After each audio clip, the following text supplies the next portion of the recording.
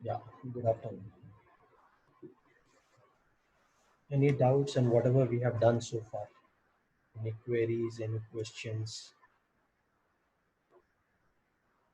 कुछ भी अगर आपको नहीं समझा है अरिथमेटिक प्रोग्रेशन में, I think I'd asked you all to do the exercise 5.3 and 5.4. तो उसमें से कुछ मैंने किए भी थे शायद, कुछ आप लोगों को अगर नहीं समझे है, कुछ डाउट है तो please now is the time to ask. Otherwise, as I said, we'll start with chapter number 1. है ना, 1920 मैंने करके बताए थे आपको. उसके अलावा the other sums you all were supposed to do. So anybody has any doubts, any queries, please ask.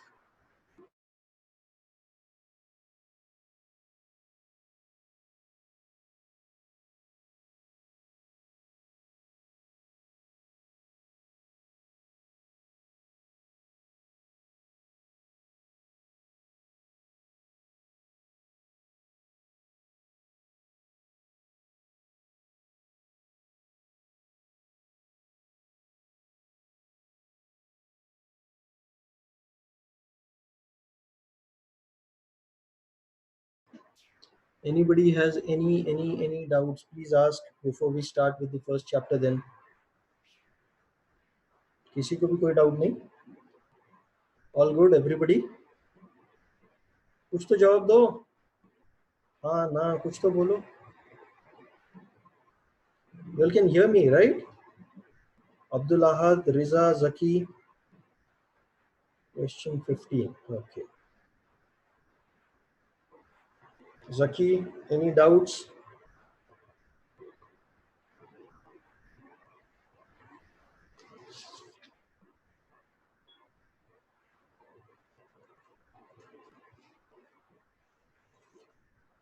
Okay. Riza, 15th question, right? Okay. What it says is, all of you, please pay attention. A contract on construction job specifies a penalty for delay of completion beyond a certain date as follows. A contract, मतलब there is a contract, construction company है, उनको कुछ construction करने के लिए contract दिया है. What does it say? There is a penalty for delay, मतलब कुछ टाइम के अंदर आपको काम कंप्लीट करना है, उससे ज्यादा टाइम लगेगा तो आपको पेनल्टी देना पड़ेगा, है ना. तो एक पर्टिकुलर डेट दे दिया है, what ever it is, 1st of June, 30th of May, what ever it is. Okay. एक दिन लेट होगा 200 रुपया, दूसरा दिन और एक लेट होगा 250 रुपया, तीसरे दिन लेट होगा 300 रुपया, ऐसा it keeps on changing. Okay. The penalty for each, a contract on construction job specifies a penalty for delay of completion beyond a certain date as follows: rupees 200 for the first day, rupees 250 for the second day, rupees 300 for the third day, etc. The penalty for each succeeding day being rupees 50 more than the preceding day. मतलब पहले दिन जितना था, अगले दिन 50 रुपया ज्यादा, उसके अगले दिन 50 रुपया ज्यादा. Okay. Rupees 50 more for the preceding day. How much money the contractor has to pay as penalty if he has delayed the work by 30 days? How much penalty the contractor has to pay if he has delayed the work by 30 days? Now let's understand what it says. पहले दिन मतलब एक दिन अगर वो late होगा तो उसको 200 रुपया पे करना है. 2 दिन लेट होगा तो सेकेंड डे पर 250 रुपया, थर्ड डे पर 200 and so on, 200, 250, 300 and so on. That is how he has to keep on paying the penalty. So from this we get to know, first, that is A1 is, क्योंकि 50-50 रुपये से बढ़ रहा है, D is 50. D is 50. Then what does it say further? If the work is delayed by 30 days, मतलब ये 30 दिन तक चलेगा. So N equals to, अब ढूंढना क्या है, that is what is important. Do I have to find AN or do I have to find SN? That means, do I have to find A30 or do I have to find S30? What is it that I have to find out? Anybody? What is it that I have to find out? Do I have to find AN or do I have to find SN? That is the question. So anybody, what is it that I have to find out? Bolo, Ahad, Zaki, Riza, anyone, what is it that I have to find out? Yes? What is the penalty that the person has to pay? What is the penalty that the person has to pay if the job or if the contract is delayed by 30 days? 30 दिन, मतलब पहले दिन का भी भरना पड़ेगा, दूसरे भी, तीसरे भी, टोटल भरना पड़ेगा. So S30 is what I have to find out. S30 is the thing that I have to find out. So just substitute in the formula. What is the formula? Sn equals to n upon 2 into bracket 2a plus n minus 1 b. Sn equals to 2a plus n minus 1 b. So S30 upon 2. 2a is 200. 30 minus 1 into 15 into 400 plus 29 into 50.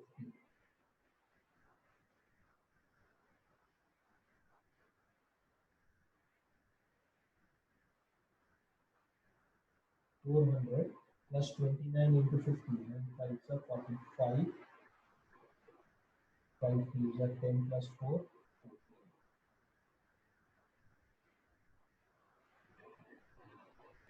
400 plus 1450 is 1850. 400 plus 1450 is 1850.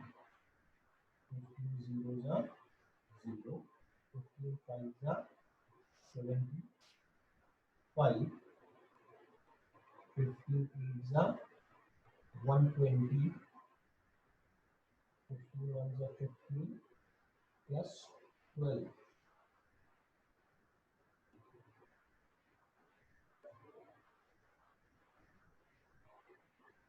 27,750 will be the penalty that the contractor will have to pay if he delays the work by 30 days. Rupees 27,750 is 27,750. Is that clear? Any other query, any other doubt? Anyone, Zaki, Riza, Abdul Had, किसी को भी अगर doubt है तो please अभी पूछ लो.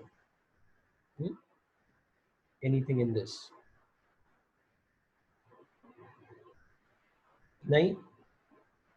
All of you, no doubts?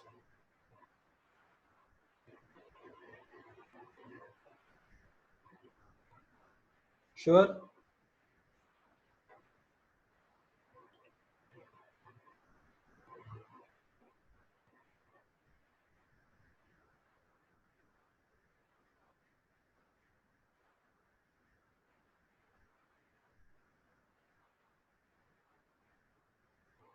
Should we begin then with the first chapter? है किसी को doubt?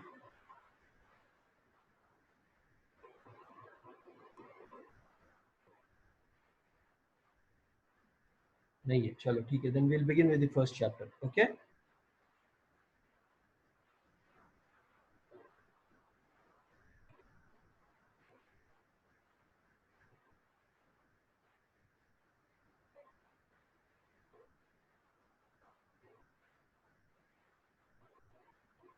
Copy this.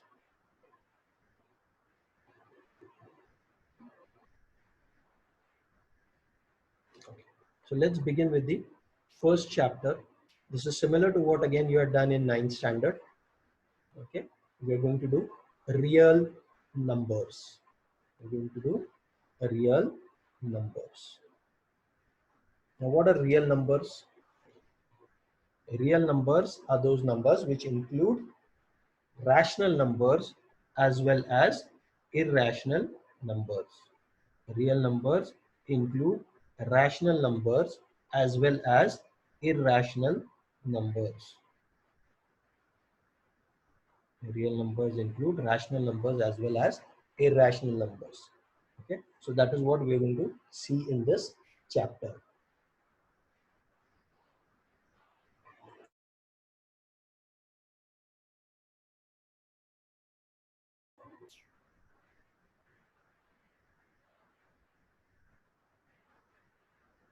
Now, for that, first we are going to look at something called as Euclid's division lemma. Euclid's division lemma. Okay. Now, what does it say? What does Euclid's division lemma say? Let's understand that also. Are we clear with this chapter? Can we start with the new one? किसी को कोई doubt नहीं है ना? Okay. So real numbers is what we are going to start, as I said, and we are going to look at Euclid's division lemma.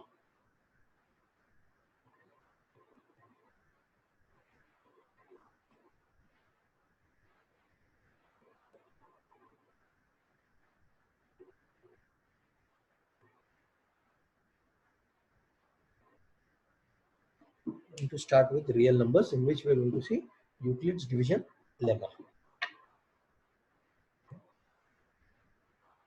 What it basically means is any number that is given, any number, okay, any real number that is given, okay, it can be written, okay, it can be written as, let's say, A equals to BQ plus R. That means it is a product of two numbers, okay, it is a product of two. Basically, it is what we have been doing since we have learned division.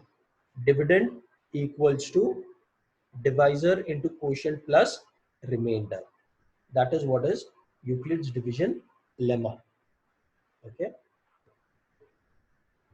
So what does it actually say? It says given positive integers a and b. मतलब कोई भी दो number दे दो. If I'm given two positive integers a and b, then I can write a, that is the bigger number, can be written as a equals to bq plus r. A equals to bq plus r. Okay, where what is r? R is either less than, sorry, r is either greater than or equal to 0 but less than. R is either equal to 0 or greater than 0 but it is less than b. Given two positive integers, given two positive integers, given two positive integers a and b, given two positive integers a and b, there exist some or unique integers q and r.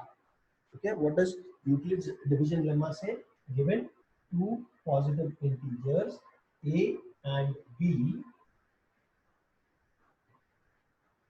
there exists unique integers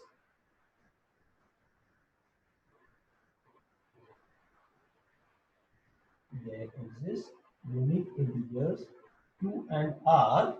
There exist unique integers q and r satisfying a equals to bq plus r such that where 0 less than equal to r less than b, or r lies between 0 and b. R lies between 0 and b. R lies between 0 and b, satisfying a equals to bq plus r, where r lies between 0 and b. Okay. This is also similar to what we have, as I said, dividend equals to divisor into quotient plus remainder. Now this is applicable for any two integers. You can take any two integers. Let's take 25 and 5 for that matter. If I take these two, I can say 25 equals to 5 into 5, or rather, let's take this as 6. Okay, so 25 equals to 6 into 4. 25 equals to 6 into 4 plus, so we'll see a b. A equals to bq plus r, and r is less than greater than 0 but less than b, that is 6. It is greater than 0 but less than b. Another set of numbers, 18 and 3.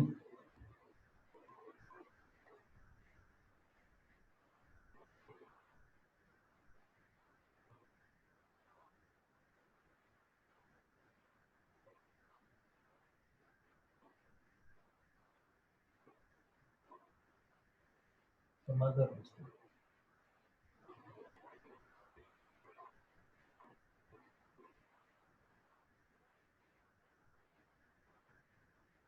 23 and 4.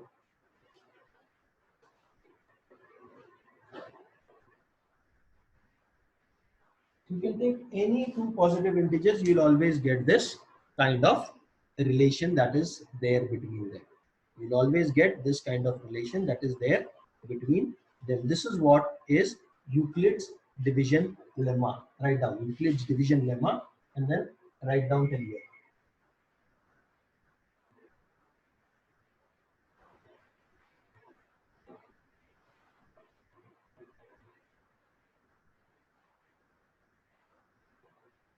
Of course, we know this from a long time, but now it's been formally stated. That's the only difference. So please copy this.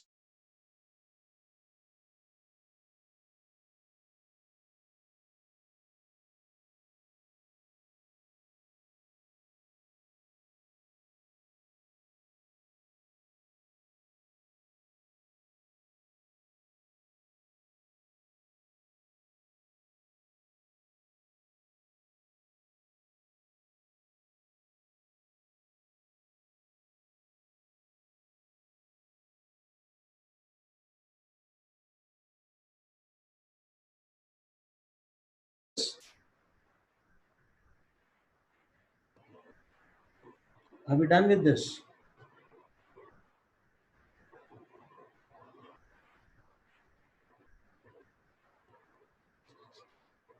The same principle we are going to use to find, okay, this principle we are going to use to find HCF. For that, first we need to understand this. Are we clear with this? Please take this down if there is any doubts, any queries. We are going to get disconnected in a couple of minutes. So that time we will start with the application of this, that is called as Euclid's division algorithm. Euclid's division algorithm. पहले ये Euclid's division lemma. Nothing, that means it's just a theorem. Excuse me. Just a theorem. Okay.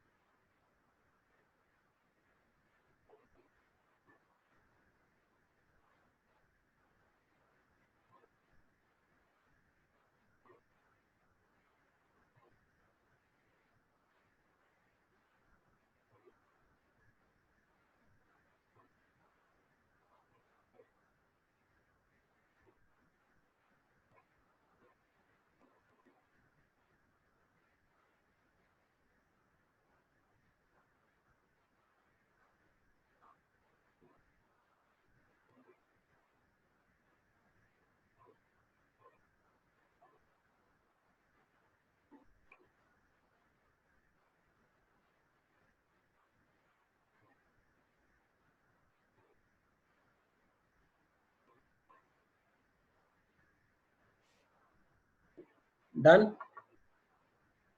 Okay. Now we can find out HCF of any two numbers. We can find out HCF of any two numbers using this methodology. Okay. Using Euclid's division algorithm, we can find out the HCF. Of course, we can do the factorization, and using that also we can find that out. But this is a simpler and faster method.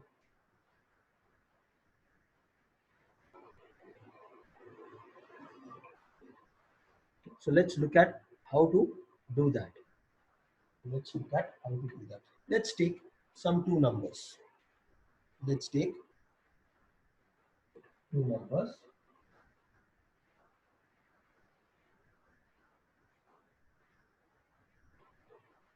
$455 and 40. Two numbers, 455 and 42. If I have to find out the HCF of this, of course I can do that by using factorization and then finding out the common factors and all those things. That is one method, yes. Or I can use Euclid's division algorithm and find out HCF. How do I do that? The bigger number, I say 455 is equal to 42 into, now what is that? Okay, as we know, it can be expressed as something plus something. So 42 into 10, that will give me 420, plus remainder is 25. Okay, this part is easy to understand. 455 equals to 42 into 10 plus 35, that is 420 plus 35. Now this number